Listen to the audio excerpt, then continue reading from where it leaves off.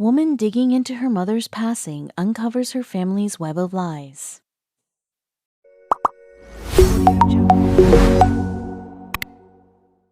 Being adopted, Heather Robinson didn't know her biological parents.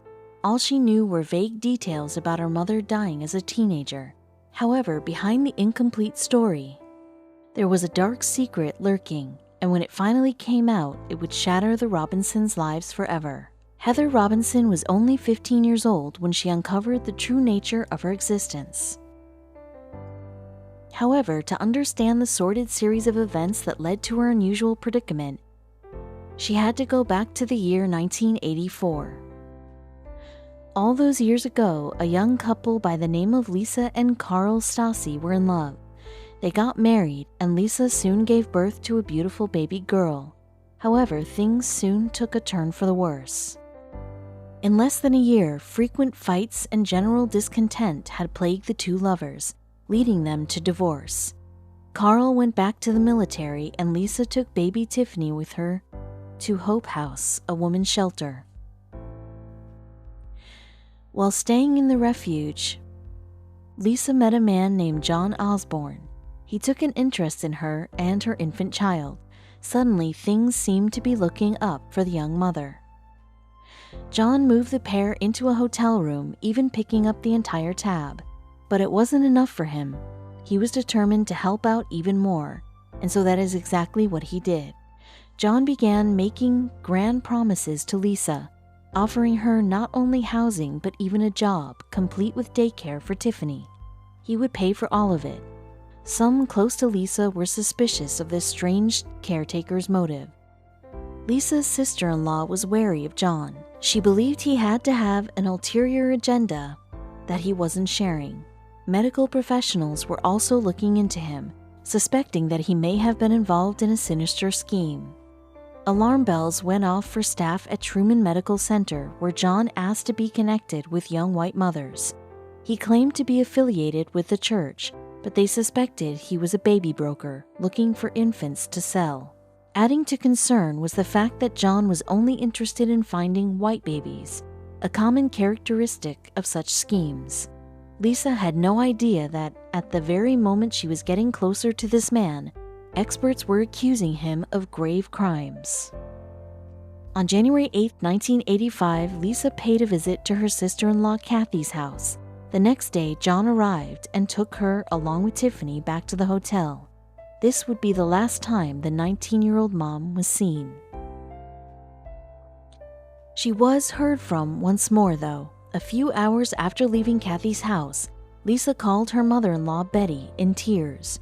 Through sobs, she told her she was worried that she didn't trust her to parent Tiffany and was trying to gain custody of her. Betty assured her this wasn't true, but what Lisa said next was even more alarming. She informed Betty that John had told her to sign blank documents. Then, settling down, Lisa said, "Here they come now," and the line went dead. And just like that, she was gone. Shortly after her disappearance, however, family members began receiving strange letters from Lisa, informing them that she'd run away to start a new life. Something was incredibly off, though. People close to her noted that the letters were typed, not handwritten. This was suspicious, as Lisa was not a good enough typist to have been able to write them by herself. Then one of Lisa's relatives discovered something even more concerning. The hotel room Lisa stayed in had indeed been paid for by someone named John, but the benefactor's last name was Robinson, not Osborne, as he had led everyone to believe. The weeks stretched on, and still no one had heard from Lisa. Then finally, 2 months after her disappearance, John spoke to the police. He told them that Lisa was alive and well and had found a babysitting job in an undisclosed location.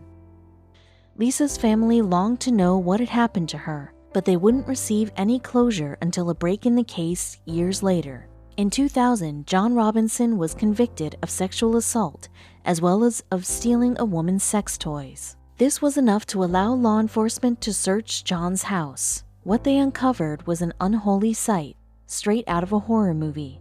Hidden in the compound were the remains of 2 women. Next, they tackled the killer's storage unit. To their shock and horror, police found the bodies of 3 more women that John had murdered. However, there was still no sign of Lisa Stasi. Unfortunately, although she was presumed dead, there would be no solid answers for Lisa's family in terms of what truly happened to her. They would, however, finally discover what had become of her daughter, Tiffany. For Tiffany's new identity was now Heather Robinson. After presumably killing her mother, John gave the infant to his brother and his wife, who had been looking to adopt a baby. The two had no idea the adoption wasn't completely legit. While it was obviously heartbreaking to discover that her family was not at all who she thought they were, knowing the cruel fate that had befallen her biological mom also filled Heather/Tiffany with a sense of injustice. She knew she had to avenge her late mother.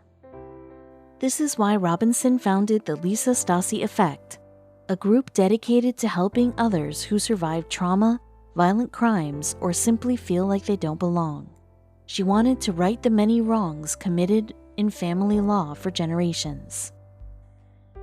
She knew there were victims like herself who never got any justice.